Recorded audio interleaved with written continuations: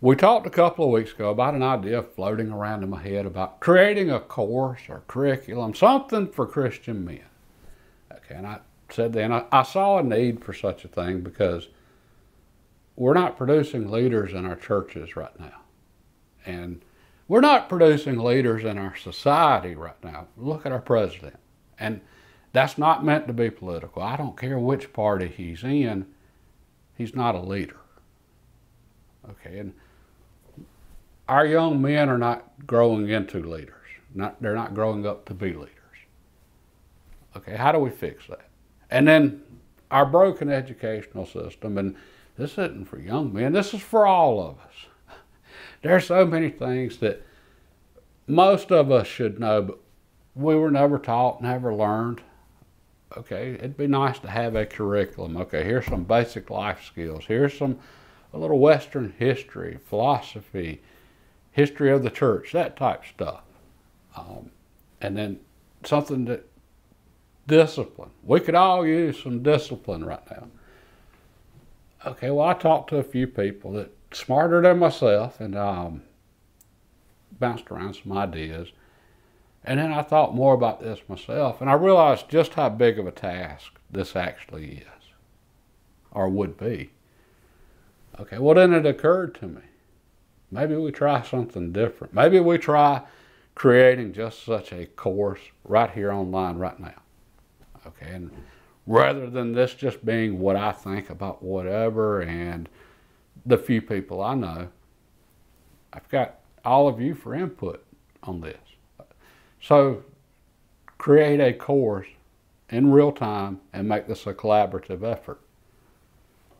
Okay, I see some potential for this here. And the biggest potential I see for this wouldn't be a static, okay, here's the lesson, course, whatever, chapter 1, A, B, C, D, chapter 2, you know. This could be an actual back and forth ongoing conversation. Okay, so rather than presenting whatever material to whoever, they can actually watch this and be part of the conversation and actually see the thought process that goes into all of this. Why is this important?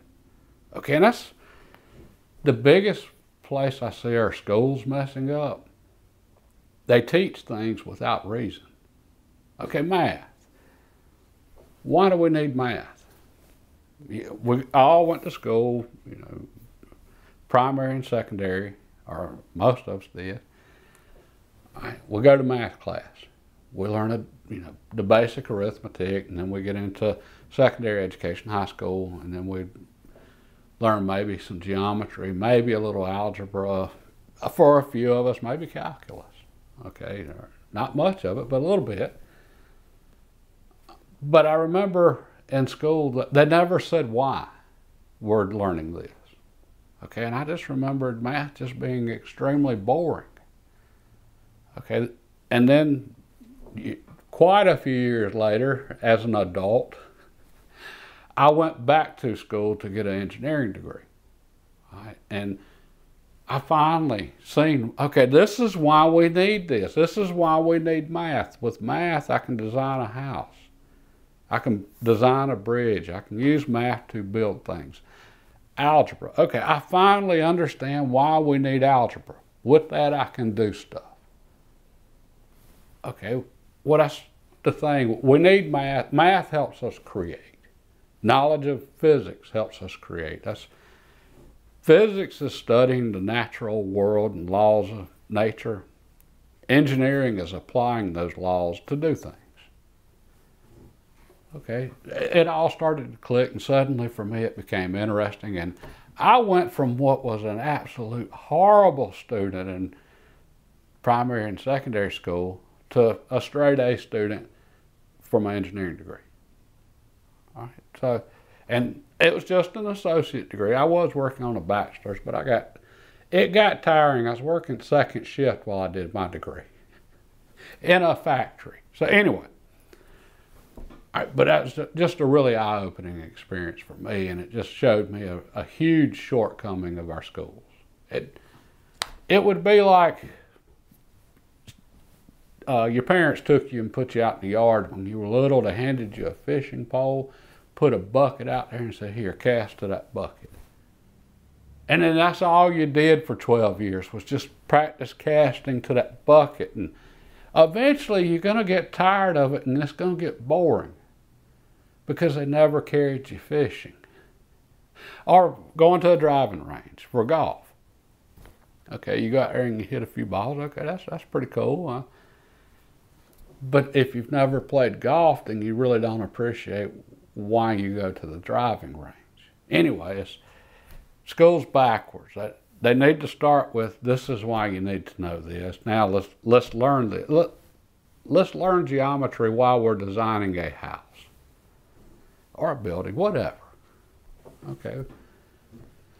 Well, I was thinking it'd be cool if we could do something like that. With this, and if we're discussing this, then that's essentially what someone that just watched this could get out of it. Okay, they could see the thought process behind this and why so many of us think whatever we're talking about at the time is important. Okay, where do we start on this? Okay, now that's a tough one. We're all in different places. We're all at different educational levels. We're all different incomes. We're struggling with different things. So many of us are struggling with something. But we're struggling with different things. And I think where we need to start is just by stopping the bleeding. Because right now, young Christian men, young men period, but young Christian men, the suicide rate among them is horrible right now. I mean, seriously, that's how bad they're struggling. Okay, they need a lifeline right now. All right, I'm thinking that's where we need to start because no one's going to care about the more advanced things when they're in such a low point in their life that they're thinking about just ending it. All right, and how could something like this help someone like that? Okay, and yeah, I understand the importance of the Bible. And a good friend of mine were discussing this, and he was saying, to start with the basics that you always hear. Accept Jesus into your life, and preach the gospel. Anyway, he sounded like an evangelical preacher. That's not working anymore. And so many of us, almost all of us, we either grew up in a church or in a Christian home or a Christian environment. Our families were Christian, even if we didn't go to church. And then so many of us did grow up in a church. Okay, so many of the kids now, they didn't grow up in a church. Even the Christian ones, they've got somebody in their family that takes them to church once in a blue moon.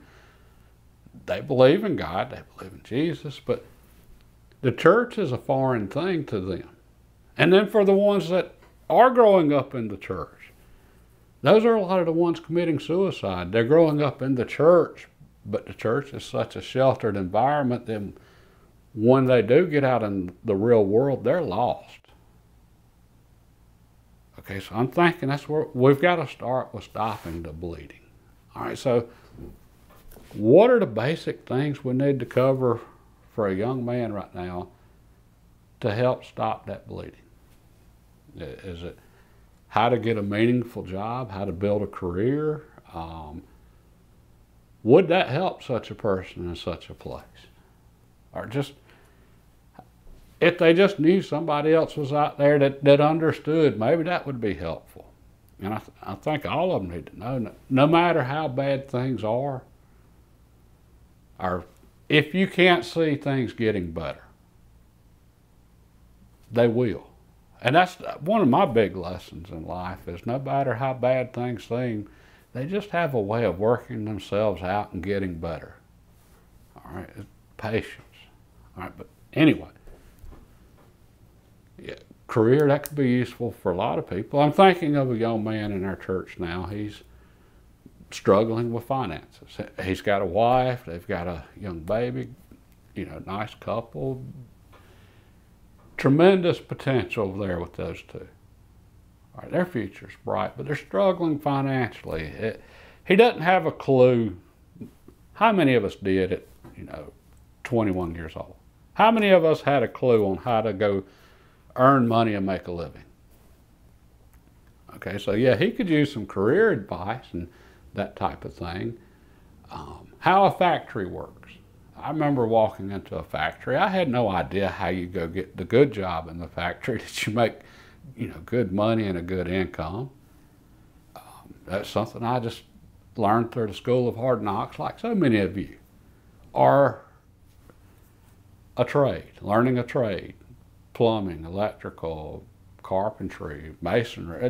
There's so many trades out there that a person now, a young person, if they learned those skills, could make a really good living. Okay, so all of that's useful stuff. And then there's online stuff now that's pretty good. Jordan Peterson, he's had a really good message for young men, along with several others. All right. But the problem with Jordan Peterson is his message. All right, and this is just my thinking. He has a really good message for young men, but he doesn't have a particularly great message for Christian men, young Christian men.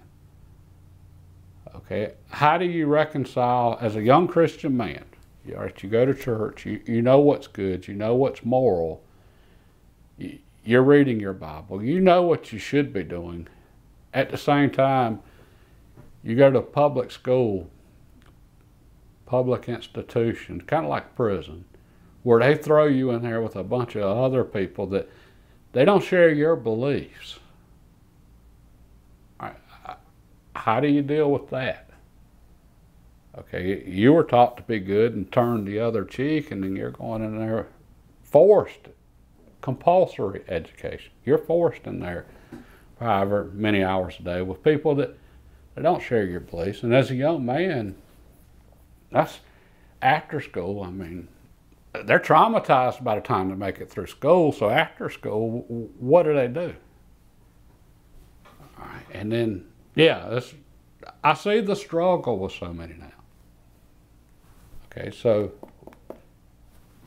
that's why we're doing this right here collaboratively. I need some ideas. Where do we start on this? Chapter 1. What is chapter 1? It's going to be stop the bleeding, but how? Then maybe chapter 2's career advice. I don't know. Just spitballing ideas at the moment. Okay, so something for y'all to think about. And then when I say Jordan Peterson, I don't think his message works for young Christian men. One of the things he says that I like it is he tells young men, you need to fix yourself. The problem's not the world, it's you. And you need to learn responsibility. And he's right on that. Okay, but with young Christian men, you're automatically going to stand out if you're not following in the ways of the world. Okay, well, what that means is at a public school or after school and going into a new job, that means you're a target. I mean, that's how young people are. If you're different, you're a target, especially in today's time. That's the whole issue with the left right now, at least as far as I can tell. Is this a cult? Okay, and I say the left is a cult now because if you say anything that goes against the ideology, they're on you. It doesn't even matter if you're one of them. Okay, so imagine being a young Christian man now and you're at work and you've got to deal with however many people that just decided they're trans. I mean, what do you do in that environment? So yeah, there's a lot of issues here. Okay, so I'll be looking forward to hearing some thoughts from some of you. I'm going to scratch my head over this real hard, and then we'll get back to this in a few days and discuss this some more. And that's the whole point of this, for it to be a continuous discussion. And that's what we're working on now, is just where do we start? Okay, look forward to reading the comments. God bless and have a great day.